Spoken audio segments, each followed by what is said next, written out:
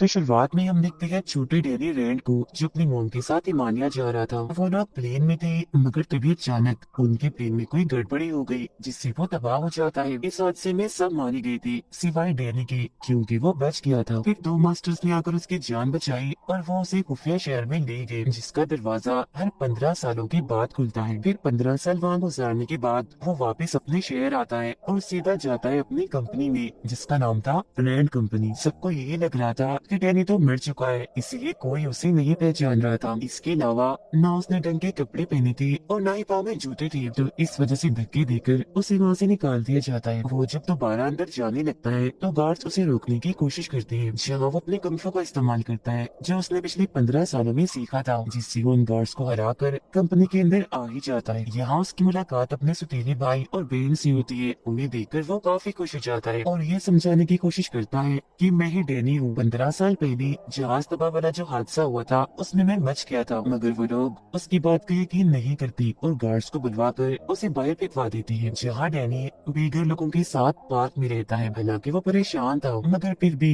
वो उदास नहीं होता बल्कि अपने मोबाइल में गाने सुन रहा होता है। फिर अगले दिन वो अपने कुंफू की प्रैक्टिस कर रहा था मगर तभी एक लड़की उसे भिखारी समझकर भीख दे देती है। मगर जब डैनी उसे देखता है तो वो उसे काफी पसंद आती है, इसीलिए वो उससे बात करना चाहता है। उस लड़की का नाम कॉलिन था जो एक चाइनीज लड़की थी और मार्शल आर्ट क्लास के पर्चे हर जगह पर लगा रही थी। डैनी फिर उससे बात करता है और जॉब मांगते हुए कहता है कि मैं मार्शल आर्ट और कुंफू में काफी माहिर हूँ, तो मुझे रख लो, मैं काफी अच्छे से सबको सिखाऊंगा और ट्रेन करूंगा जिससे तुम्हारा बिजनेस में डबल हो जाएगा। जिस पर वो मना कर देती है, कहती है ये मेरा बिजनेस है ना कि तुम्हारा, तो तुम इस बारे में मत सोचो। इसके बाद उसका सौतेला भाई एक खुफिया जगह पर जाता है जहाँ उसके डैड होते हैं और ये बात काफी अजीब थी क्योंकि उसके डैड तो कुछ सालों पहले कैंसर की वजह से मर गए थे, मगर सच तो ये है कि वो मरे नहीं थे बल्कि किसी वजह से वो बच गए थे और पीछे से अपनी कंपनी को चला रहे थे, मतलब किसी की भी नजर में आए बगैर। जो बात उसे यानी इसके बेटे को बिल्कुल भी पसंद नहीं है। वो यहाँ अपने डैड को अपने सौतेले भाई डैनी के बारे में बताता है। फिर डैनी अपने सौतेली बहन से मिलने जाता है जहाँ वो उसकी चाय में कुछ मिला देती है जिससे वो बेहोश हो जाता है और फिर अगले सीन में उसकी आंख एक मेंटल हॉस्पिटल में खुलती है जहाँ डॉक्टर उसे हिमालय के बारे में पूछते हैं। यानी जहाँ वो अपनी माँ के साथ जा रहा था तो वो उन्हें हिमालय की तो नहीं बल्कि उस खुफिया शहर और कुंफू के बारे में बताता है, जो सुन डॉक्टर उसे पागल समझते हैं। अब डैनी को फोन करने की इजाजत दे दी जाती है और क्योंकि उसके पास सिर्फ उस चाइनीज लड़की इन्हीं कॉलिन का ही नंबर था तो वो उसी को ही फोन करता है और मदद मांगता है, मगर वो उसकी मदद करने उसे छुड़वाने से साफ साफ मना कर देती है। फिर डैनी का सौतेला भाई कॉलिन के पास जाकर उसे एक पेपर पर साइन करने का कहता है जिसमें लिखा था कि डैनी ने मुझे धमकी दी है मारने की, जिसके बदले मैं तुम्हें मार्शल आर्ट स्कूल के लिए बहुत सारे पैसे दूंगा, जिसके लिए वो साफ साफ मना कर देती है। अब इस सारी सूरत हाल पर उसे शक होता है, इसीलिए वो डैनी से मिलने जाती है। अब डैनी की सौतेली बहन को भी इस बात पर शक था कि ये असल डैनी है, इसीलिए वो उसे बहुत सारे बंडिस बेचती है जो बचपन में हम खाया करते थे। डैनी उन बंडिस में से ब्राउन रंग के सारे बंडिस निकाल देता है जो उसके बचपन की आदत थी, जो देखकर उसकी बहन को पता चल जाता है कि ये असली डैनी रैंड है। उधर डॉक्टर्स को भी लग रहा था कि ये असल डैनी है, मगर वो तो अभी भी बार बार उन मास्टर्स और खुफिया शहर की बातें कह रहा था, तो डॉक्टर्स को मशकूक लगता है, इसीलिए वो उसे यहाँ से जाने नहीं देती। ये सारी चीजें डैनी के सौतेले डैड भी कैमरास के जरिए देख रही थी। उसे डैनी अपनी कंपनी के लिए खतरा लग रहा था तो वो उसे उठवाने के लिए अपने कुछ गुंडे भेजते हैं, मगर वो उनसे काफी लड़ता है और अपने कुंफू स्टाइल में उन्हें काफी मारकर हरा देता है, जिसके बाद वो अपनी आयरन फिस्ट वाले स्टाइल से मुक्का मारकर हॉस्पिटल का दरवाजा तोड़ देता है और वहाँ से भाग जाता है। जिसके बाद वो सीधा जाता है कॉलिन के स्कूल, उसे भी वो कराटे में हरा देता है, वो भी बड़ी आसानी से, जिस बात से कॉलिन काफी खुश हो जाती है और उसे कुछ कपड़े और यहाँ रहने की इजाजत दे देती है। जिसके बाद वो अपने सौतेली बहन से मिलने जाता है जहाँ वो उसे 100 मिलियन की ऑफर देती है, साथ ही ये भी कहती है मगर तुम्हें अपना नाम बदल कर रहना होगा ताकि तुम कंपनी के लिए कोई मुसीबत कोई खतरा न बन सको। मगर डैनी को ये बात बिल्कुल भी पसंद नहीं आती और वो एक लॉयर यानी एक वकील से मिलता है और क्योंकि वो भी पहले रैंड कंपनी में काम करती रही है तो डैनी उसे जानता है। वो उसे कुछ ऐसे सवाल पूछती है जो सिर्फ डैनी को ही पता थे और जब वो उन सवालों की ठीक जवाब देता है तो उसे ये बात कंफर्म हो जाती है कि ये असली डैनी है। अब ये लॉयर डैनी की मदद करने वाली थी ताकि कंपनी वापस डैनी को मिल जाए और ये बात भी सबके सामने वो ले आए कि ये असली डैनी रैंड है, लेकिन उसका सौतेला भाई अपने गुंडे भेजकर वो सारे क्लोज सबूत मिटा देता है जिससे ये बात साबित होती है कि ये असली डैनी है। मगर डैनी को यहाँ मदद मिल जाती है अपनी सौतेली बहन की तरफ से उसकी बहन ने उसके लिए एक चीज बनाई थी जिसपर डैनी की उंगलियों के निशान थे जो अब वाले डैनी से मैच हो जाते हैं और आखिरकार ये बात साबित हो भी जाती है कि यही असली डैनी है, जिसके बाद उसे कंपनी का आधा हिस्सा मिल गया था और वो बन गया था रैंड कंपनी का मालिक, जिस वजह से उसे आलीशान घर और ऑफिस भी दिया जाता है। रैंड कंपनी एक काफी बड़ी कंपनी थी क्योंकि वो बहुत सारे बिजनेस करती है और दवाइयाँ भी बनाती है। वो लोग बिजनेस से बहुत सारे पैसे कमाती है जो बार डैनी को बिल्कुल भी पसंद नहीं आती। सारे सूरत को देखते हुए वो दवाइयों की कीमतों में कमी कर देता है जो बात किसी को भी पसंद नहीं आती। अब उसका सतीला भाई अपने डैड से मिलने चाहता है जहाँ डैनी भी उसका पीछे करता है, मगर वहाँ हर जगह पर सिक्योरिटी थी, इसीलिए वो खिड़की के जरिए जाने लगता है। यहाँ उसके भाई को गलत फहमी होती है, इसीलिए वो उसे धक्का देता है जिससे डैनी बाहर जाकर गिरता है। मगर जब उसे होश आती है तो उसका सतीला भाई उसे गले से लगा देता है और उस खुफिया जगह पर ले जाता है जहाँ उन दोनों के डैड थे। यहाँ डैनी उसे पूछता है, डैड आप जिंदा कैसे हुए? जिस पर वो कहते हैं, मुझे हैंड ने जिंदा किया था जो बहुत सारे खतरनाक निंजास का लीडर है। उन्होंने मेरा कैंसर का इलाज किया और बदले में मुझे ब्लैकमेल करके मेरी वफादारी ले ली। उसके साथ एक चाइनीज औरत मिली हुई है जिसका नाम मैडम गाओ है, जिसके बाद वो सिर्फ वेस्ट करती है कि अब तुम हैंड से लड़ो और सबको बचा लो और अपने कंपनी को भी। अगले दिन वो अपने बहन के साथ था मगर वो उसे अपने डैड के बारे में कुछ नहीं बताता। फिर जब वो जा रही थी तो कुछ गुंडे आकर उन पर हमला कर देते हैं और उसकी बहन को अगवा करने की कोशिश करने लगती है। तब डैनी उनको रोकता है और काफी बहादुरी से उनका मुकाबला करता है। वो लोग उससे एक कुल्हाड़ी जैसे हथियार से लड़ रहे थे मगर वो फिर भी डैनी के सामने टिक नहीं पाते। एक एक करके वो उन्हें टिकाने लगाता रहता है जिससे वो अपनी बहन को अगवा होने से बचा लेता है। अब ये दोनों बहन भाई जाती है कॉलिन के पास उस मैडम गाँव का पता लगवाने, क्योंकि वो भी चाइनीज थी तो हो सकता है कि कॉलिन उन्हें जानती हो, यानी जिसके बारे में उनके डैड ने बताया था। अब उनकी ये बात सच भी हो जाती है क्योंकि कॉलिन उन्हें एक चाइनीज होटल के बारे में बताती है जिसके लीडर से डैनी बात करने जाता है। जब वो बताता है कि रैंड कंपनी के साथ हमारी एक डील हुई थी मगर तुम्हारी बहन ने डील हमसे तोड़कर किसी और से कर ली, मतलब कि हमारे साथ धोखा किया। मगर जब डैनी उन्हें हैंड के बारे में बताता है तो उन लोगों का मुंह बंद हो जाता है और फिर वो लोग वहाँ से चले जाते हैं। मगर बाद में वो लोग डैनी को एक पार्सल भेजते हैं जिसमें हैंड का ही बनाया हुआ एक ड्रग, एक नशा था, साथ ही एक लोगो, एक निशान भी था जो आयरन फिस्ट के ड्रैगन का था जो डैनी के सीने पर भी बना हुआ था। फर्क सिर्फ इतना था कि उसमें पंख नहीं थे। इसके बाद हम देखते हैं कि मैडम गाओ इन्हें जो हैंड के साथ मिली हुई है इस ड्रग नशे के काम में, वो अपने बिजनेस को इतना ऊपर ले गई है कि अब किसी को भी ड्रग लेने के लिए पाउडर या इंजेक्शन का इस्तेमाल नहीं करना पड़ेगा, बस स्टिकर लगाओ और नशा ले लो। इसके बाद डैनी अपने भाई के पास जाकर उसे भी ये ड्रग नशे वाली बात बताता है, जो सुनकर उसका भाई कहता है, ऐसा करती है मैं कंपनी संभालता हूँ और तुम ये हैंड बना, निंजा बना, इन्हें ड्रग्स वाला मसला समझाओ। डैनी अब कॉलिन से मिलने जाता है जहाँ उसकी मुलाकात एक लड़की से होती है जो एक नर्स थी। इस वक्त वो कॉलिन से कराटे सीखने आई थी। डैनी उन दोनों को रात के खाने पर बुलाता है और उन्हें अपने साथ शामिल होने की ऑफर करता है जिस पर वो दोनों मान भी जाती है और अब ये लोग मिलकर उस ड्रग की तलाश में निकल जाते हैं। वो लोग ड्रग्स हर जगह ढूंढते हैं जो उन्हें नहीं मिलते, मगर एक खुफिया जगह पर डैनी को एक केमिस्ट मिल जाता है और ये वही है जो ड्रग्स वाले स्टिकर बनाता है। डैनी उसकी गार्ड से लड़ता है जिस दौरान गलती से चाकू उस केमिस्ट को भी लग जाता है, जिसके बाद ये उस केमिस्ट को कॉलिन के स्कूल लाते हैं और क्योंकि उनके साथ वो नर्स थी तो वो उसकी मरहम पट्टी करके उसे बचाने की कोशिश करती है। केमिस्ट बताता है कि मैं ये ड्रग वाले स्टिकर इसलिए बनाता हूँ क्योंकि मैडम गाँव के पास मेरी बेटी है जिसे उन्होंने हॉस्टेज यानी बंदी बनाया हुआ है। अब डैनी मैडम गाँव से मिलने जाता है। इन्हें वही चाइनीज औरत ये दोनों पानी में हाथ डालकर वादा करती है कि हम दोनों लड़ाई करेंगे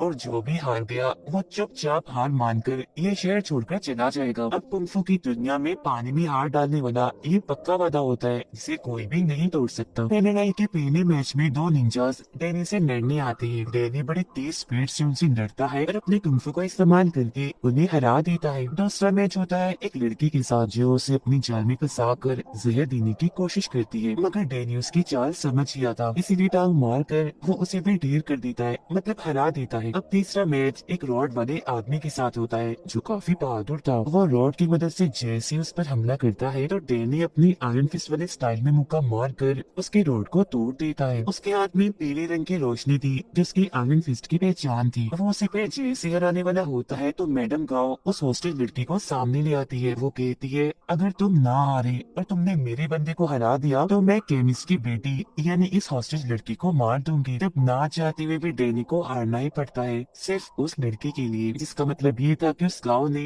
अपना वादा तोड़ दिया था और पक्की वादी वाली सारी बात बकवास है। अब डैनी को गाँव पर इतना गुस्सा आता है कि उस पर हमला करने के लिए जाता है, मगर गाँव कोई आम औरत नहीं थी, उसके पास भी शक्तियाँ थी जिनका इस्तेमाल करके वो डैनी को तोड़ फेंक के मारती है। अब तो अनजान लोग डैनी के डैड के पास आते हैं और उसकी उंगली काटने की कोशिश करते हैं, क्योंकि वो उसे इस बात की सजा देना चाह रहे थे कि तुमने हैंड के बारे में डैनी को बता दिया। मगर उसके डैड यहाँ मुकर जाते हैं, कहते हैं मैं तो डैनी नाम की किसी इंसान को जानता तक नहीं और तुम उसे मेरा बेटा बना रहे हो। तभी इधर डैनी भी आ जाता है, जिसे देखकर उसके डैड फौरन उन गुंडों पर हमला कर देते हैं। डैनी भी इनसे लड़ता है और उन्हें मारकर अपनी भाई को इनकी लाशों को ठिकाने लगाने का काम देता है। अब अगले दिन डैनी ने अपने सीनियर्स को एक खत देना था जो बहुत जरूरी था, मगर वो खत की बजाय उन्हें अपना लेक्चर देता है, जिसमें वो उन्हें उस खुफिया जगह जहाँ उसने बचपन गुजारा और मास्टर्स के बारे में बताता है। तब इस बात से गुस्सा होकर सीनियर्स उन तीनों बहन भाइयों को भी कंपनी से हटा देती है। इस बात से डैनी की बहन को काफी बुरा लगता है और वो कंपनी के लिए लड़ना चाहती थी, जबकि उसका भाई तो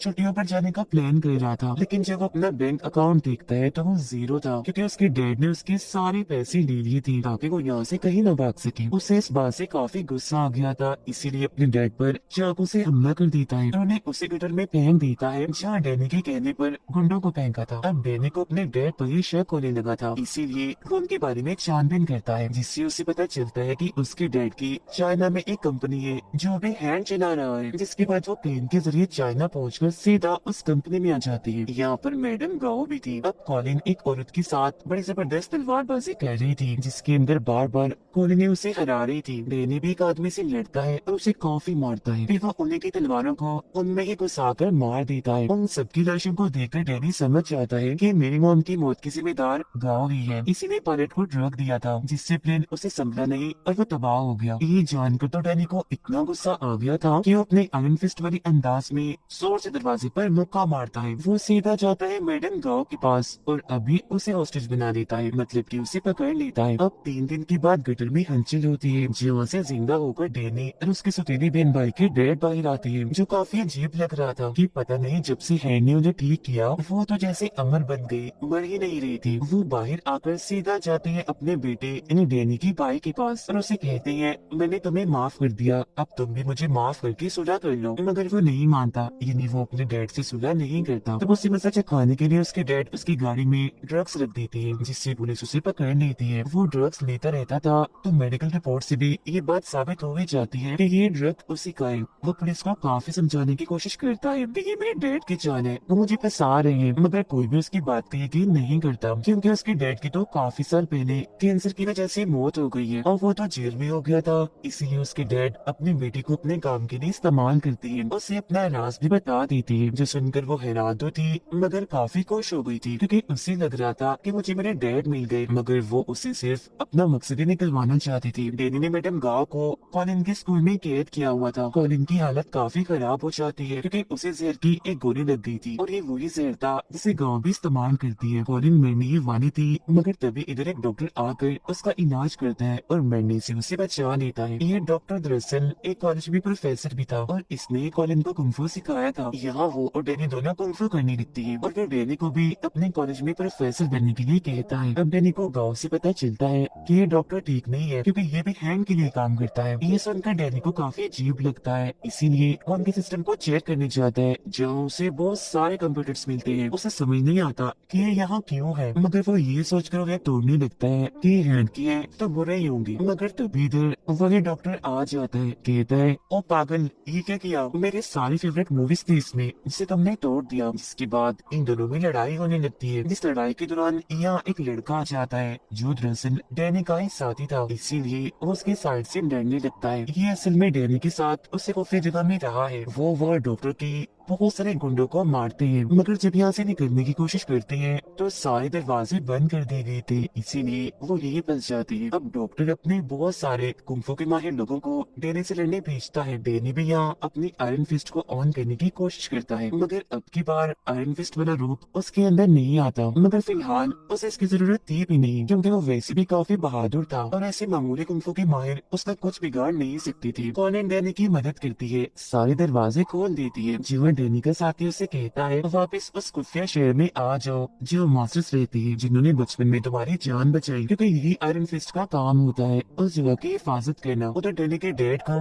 जब ये बात पता चलती है कि हैंक हमारे बैंक अकाउंट इस्तेमाल कर रहा है तो वो सारे अकाउंट्स खाली करने का फैसला करते हैं ताकि हैंक को बर्बाद कर सके। डॉक्टर अब कॉलिन को पकड़ लेता है और जब उसे ये बात पता चलती है कि इसने भी हैंक को मरवाने के लिए डैनी का साथ दिया तो वो अपने साथियों को कहता है कि इसे मार दो, और वो भी बहुत बुरे तरीके से। मगर वो कैसे भी करके खुद को आजाद कर लेती है और वहाँ से निकल जाती है। जब वो बाहर गुंडों से लड़ रही थी तो तभी इधर डैनी आ जाता है और कॉलिन को संभालता है। जेल में डॉक्टर डैनी के सौतेले भाई से मिलने जाता है और ऑफर करता है अगर तुम्हारे डैड को मार दिया जाए तो मैं तुम्हें कंपनी का चीफ बना दूंगा, क्योंकि अब कंपनी मैं ही संभाल रहा हूँ। जब वो डॉक्टर की बात मान लेता है और ये लोग उस खुफिया जगह पर हमला करती है जहाँ उनके डैड रहती थी। यहाँ का डैनी का सौतेला भाई कहता है मेरे डैड को मार दो लेकिन मेरी बहन को कुछ मत करना। तब डॉक्टर उसकी बहन की तरफ गन से इशारा करता है और गोली चलाते हुए कहता है ये वाली बहन, जिससे जाहिर है गोली चलने से उसकी मौत हो जाती है। इसके बाद डॉक्टर डैनी को वीडियो कॉल करके वहाँ की सारी सूरत हाल दिखाता है, मतलब कि इसकी सौतेली फैमिली कितनी बुरी है। ये देख कर डैनी खुद को उसके हवाले कर देता है कि मैं कितना पागल था, अपने सौतेले बाप बहन भाई जितने बुरे लोग थे उन्हें बचाने की कोशिश कर रहा था, उनका साथ दे रहा था। अब डॉक्टर डैनी को मारना नहीं बस उसकी शक्तियाँ लेना चाहता था, इसीलिए वो उसे अपने साथ लेकर जा रहा होता है। मगर तभी इधर डैनी का साथी आकर उसकी जान बचा लेता है। वो सभी गुंडों से काफी लड़ता है। कॉलिन और डॉक्टर के बीच भी काफी लड़ाई होती है। हालांकि वो उसकी स्टूडेंट थी मगर फिर भी वो जीत जाती है और डॉक्टर को हरा देती है, लेकिन वो डॉक्टर को जान से नहीं मार पाती क्योंकि उसके अंदर भी सुपर हीरो जैसे ताकतें हैं। मगर तभी इधर डैनी का साथी आकर डॉक्टर के सीने में चाकू मार देता है और कहता है तुम इसके स्टूडेंट हो इसीलिए नहीं मार रही, मगर मेरा इससे कोई वास्ता नहीं है। अब डैनी का वो साथी वापस उसे उसके साथ चलने का कहता है मगर वो जाने से मना कर देता है, इसीलिए दोनों के बीच थोड़ी बहुत लड़ाई होती है। मगर फिर बाद में उनके बीच ये फैसला होता है कि हम यही इसे शहर में ही रहेंगे। मगर जैसे वो पीछे आते हैं तो देखती है कि डॉक्टर की लाश वहाँ नहीं है, वो गायब हो गई है। अगले सीन में कॉलिन और डैनी साथ में ही थी, तभी उसके पास उसके सौतेले भाई का मैसेज आता है जो कहता है जल्दी करो यहाँ से निकलो। अब इससे पहले का कुछ समझ पाता तभी कुछ कमांडो आकर इन पर हमला कर देते हैं, मगर यहाँ दोनों ही अपनी कुंफू की महारत का इस्तेमाल करके सभी को काफी मारते हैं और आखिरकार बच जाते हैं। अब यहाँ पता चलता है कि हैंड और कोई नहीं बल्कि डॉक्टर था, मगर क्योंकि वो तो मर गया था इसलिए कंपनी संभालने वाला कोई नहीं था। लेकिन फिर सबको हैरान करते हुए यहाँ वापिस से डैनी का सौतेला बाप आ जाता है। जी हाँ बिल्कुल, वो मरा नहीं था बल्कि हमेशा की तरह दोबारा से जिंदा हो गया था और सारे उल्टे कामों के पीछे उसका ही हाथ था और वो खुद भी हैंड के साथ मिला हुआ था। सारी सच्चाई जानने के बाद डैनी अपने सौतेले डैड जो असली विलन था उसे लड़ने चाहता है, मगर वो भी चुप बैठने वाला कहाँ था। उसने भी सारी तैयारी की हुई थी डैनी को रास्ते से हटाने की, मगर इसके बावजूद भी डैनी ऑफिस की खिड़की तोड़कर अंदर आ ही जाता है, वो भी अपने आयरन फिस्ट वाले रूप में और बिल्कुल वैसे अंदाज में। पीछे से कॉलिन डैनी के सौतेले भाई को मारने चाहती है मगर वो बच जाता है, मगर ठीक वक्त पर वो पीछे मुड़ गया था। अब यहाँ डैनी अपनी फुल ताकत का इस्तेमाल करके जोर से अपना आयरन फिस्ट वाला मुक्का जमीन पर मारता है, जिससे सारे लोग और टूटे हुए शीशे के टुकड़े हवा में उड़ने लगते हैं। उधर डैनी के भाई को भी अपने डैड के खिलाफ सबूत मिल गए थे। उनका सौतेला बाप जब वहाँ से भागने की कोशिश करता है तो डैनी उसका पीछे करता है, जहाँ दोनों एक दूसरे से पाइप के जरिए लड़ते हैं, जिसके बाद डैनी उसे एक तीसरे पाइप में घुसा देता है, मतलब पाइप उसकी आर पार कर देता है। वो जान से नहीं मरता क्योंकि उसके अंदर भी सुपर हीरोज वाली शक्तियाँ थी। जिसके बाद डैनी यहाँ से जाने लगता है, लेकिन क्योंकि उनका बाप विलन है तो वो पीछे से डैनी पर गोली चलाता है, मगर वो अपना आयरन फिस्ट वाला हाथ आगे करके गोली रोक देता है। इसी वजह उसका भाई आकर अपने डैड को गोली से शूट कर देता है, जिससे वो नीचे जाके गिरता है और वो दोबारा से जिंदा ना हो जाए इसलिए लोग उसे जला देते हैं। जिसके बाद सब कुछ ठीक हो जाता है। डैनी के सौतेले भाई को कंपनी वापस मिल गई थी और अपने जालिम धोखेबाज बाप से उसकी जान छूट गई थी। डैनी की सौतेली बहन को हम देखते हैं जो मरी नहीं थी बल्कि उस गोली से जिंदा बच गई थी और अब वो डैनी के साथी के साथ थी। उनके पास ही गाँव भी बैठी थी जो उनकी बातें सुन रही थी। अब हम डैनी को देखते हैं जो कॉलिन के साथ मास्टर की उसी खुफिया जगह पर जाता है ये चेक करने के लिए ये सब ठीक है ना, मगर वहाँ उसे अपने बहुत सारे मास्टर्स की लाशें मिलती है जो देख उसे बहुत बुरा लगता है और बस इधर ही सीजन 1 खत्म हो जाता है।